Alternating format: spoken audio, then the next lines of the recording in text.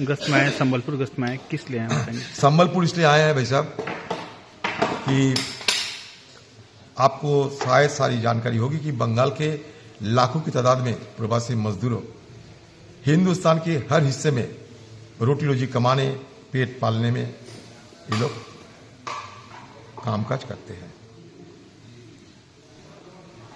और उड़ीसा के साथ हमारा संबंध सदियों पुरानी संबंध है। हमारे तहजीब के साथ, हमारे खाना पीना वेशभूषा सबके साथ उड़ीसा और बंगाल के काफी मिलता जुलता। इसलिए बंगाल के एक बड़े वर्ग के लोग उड़ीसा में काम काज करना पसंद भी करते हैं, लेकिन धीरे धीरे माहौल बिगड़ते जाते हैं। बांग्ला भाषी, बांग्लादेशी, घुसपैठिया, ये तरह तरह की बातें उठाकर पश्चिम बंगाल से जो प्रवासी मजदूरों उड़ीसा में काम काज के लिए आए हैं, उन पे भारी भरकम अत्याचार, हिंसा, यहां तक कि पीट पीट कर खून भी होने पड़ते।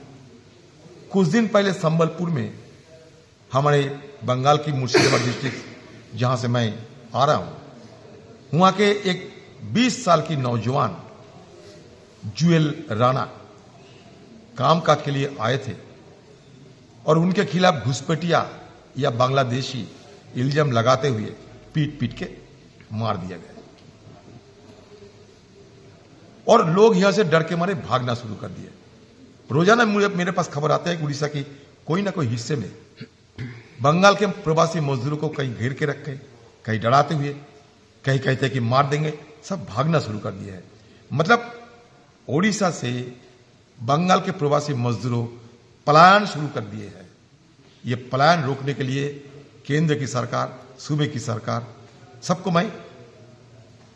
सबके लिए मैं ये मांग करूंगा कि इस तरह की घटना ना घटे, ये सबको देखना चाहिए।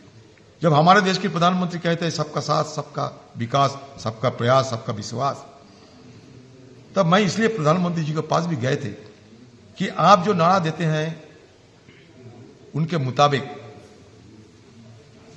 जमीनी हालत नहीं बदली और इसके चलते उड़ीसा में इस तरह की घिनौनी घटना घटी है, जहां पीट पीट के एक नौजवान को मार दिए गए कि घुसपैठिया है, यह बांग्लादेशी है। बांग्लादेशी और बांग्ला भाषी में फर्क क्या है, अंतर क्या है? मुझे लगता है यहां के प्रशासन इसमें बाखूबी समझदारी नहीं रखते।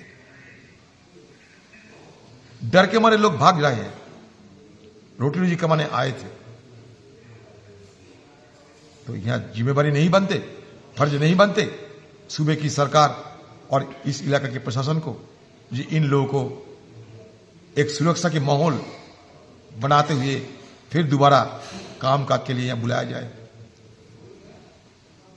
हैरान की बात यह है, मैं जिन लोगों से मुलाकात करने के लिए जाने का इच्छा जताई थी, पुलिस वालों की संज्ञान में जब यह बात आई तो कल से यहां के लोकल पुलिस प्रशासन ने उन सारे प्रवासी मजदूरों को डराना, धमकाना शुरू कर दिए हैं कि यहां अगर कोई मुझसे मिले, अदित चौधरी से मिले और शिकायत करे, बात करे, तो उनके लिए बड़ी मुश्किल पैदा होगी, उनको इसके लिए खामियाजा भुगतना होगा।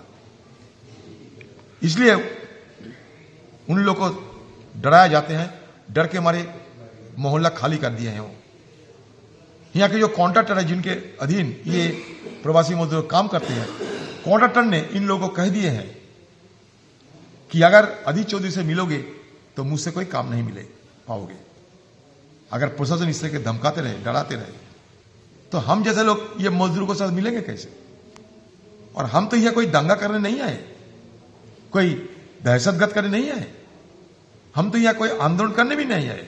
मैं इसे मुलाकात करते हुए, इन लोगों की बात सुनते हुए सारे प्रशासन की संज्ञान में रखने की कोशिश करेंगे। इसलिए एसपी संबलपुर के साथ अपॉइंटमेंट भी मांगे हैं, अपॉइंटमेंट भी मैं मांगा है, क्योंकि सारे बात उनको पास रखूंगा, क्योंकि ये इनकी फर्ज बनते हैं, लोकल प्रशासन की फर्ज बनते हैं कि इन लोगों के लिए सुरक्षा मुहैया करें।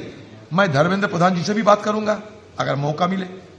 मैं प्रधानमंत्री जी की संज्ञान में ये बात रखे हैं, अगले तारीख फिर दोबारा रखने का कोशिश करेंगे। अगर इस तरीके की माहौल यहाँ बनते रहे।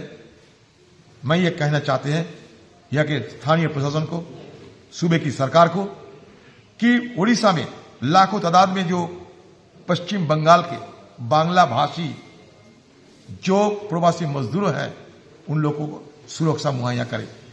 बांग्ला भाषी बांग्लादेशी एक नहीं है।